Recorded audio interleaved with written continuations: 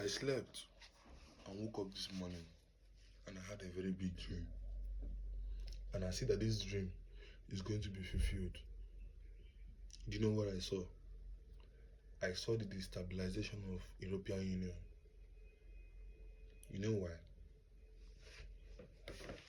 Selfishness and greediness controls you even when you don't know they are controlling you. They become part of you even when you are making speeches.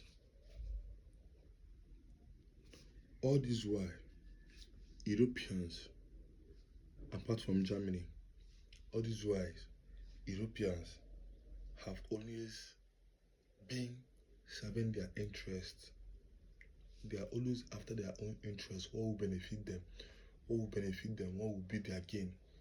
They don't care about Africans. They don't care about if other people has to perish. In fact, European Union are one of the people who are murderers. All of them need to be arrested, checked, and investigated because they know a lot about what's going on. Majority of them.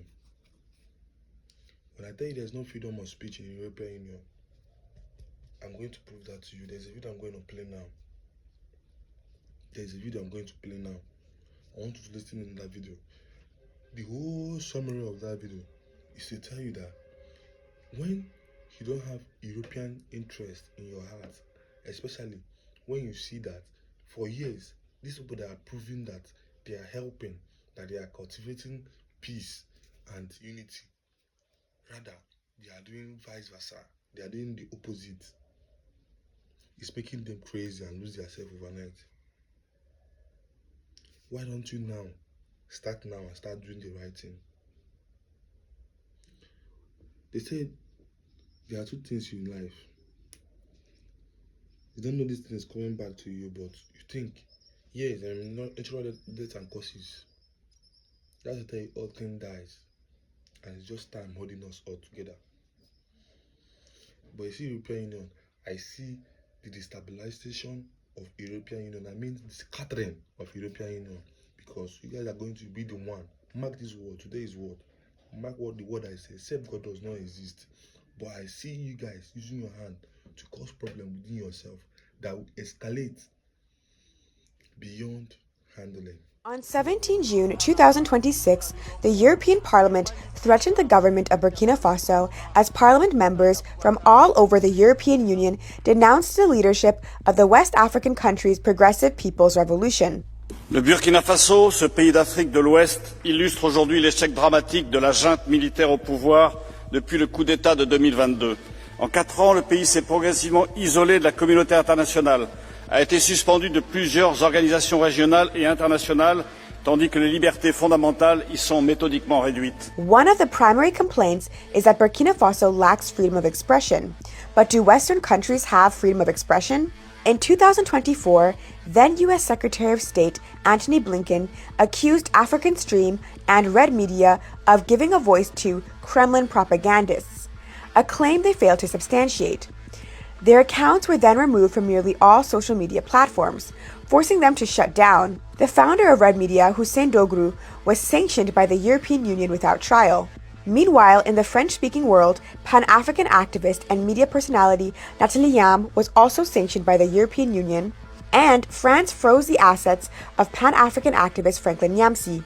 Grassroots Pan-African leader Kemi Seba was stripped of his French citizenship despite being born in France. In the UK, journalist Richard Medhurst was detained and placed under investigation under Section 12 of the Terrorist Act 2000 for disagreeing with British foreign policy in the Middle East before the case was dropped. In the US, members of the African People's Socialist Party were convicted for acting as agents of the Russian government, despite the fact that their political views are almost entirely focused on combating racism and imperialism in Africa and the African diaspora. In 2020, the United States seized 27 domains from Iran. This is not just taking them off of social media. The US removed another country's websites from the World Wide Web. What all of these cases have in common is that they represent platforms or voices that disagree with US and European foreign policy, denounce imperialism, and were then systematically silenced. So how can the EU worry about lack of freedom of speech in Burkina Faso? all over the world where we see that the regime is oppressing the own people instead of serving the own people, we have to also address the people with our solidarity from European side, because the values we represent are not only for Europe, they are universal, they are for everybody, they are about human dignity and individual freedom, and that is something everybody deserves. This part says so much.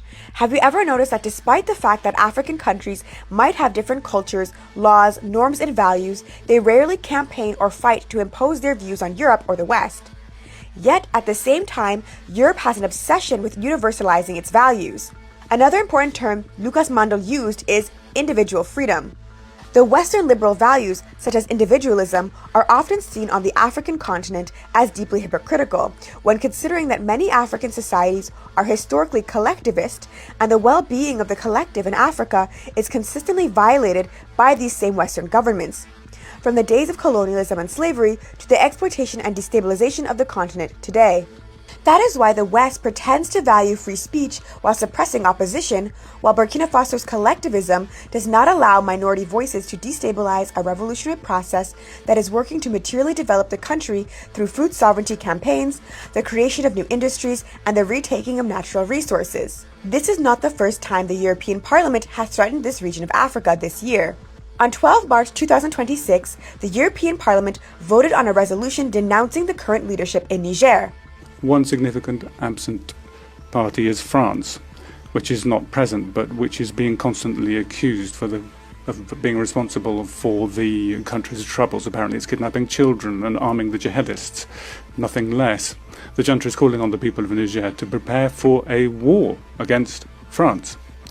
These are pathetic lies. Like Burkina Faso, Niger is part of the Alliance of Sahel States, an anti-imperialist Pan-African confederation that is challenging Western domination. It is clear that regardless of how beloved these leaders are in their respective countries, the European Parliament is going to try to remove them unless they bow down to Western interests.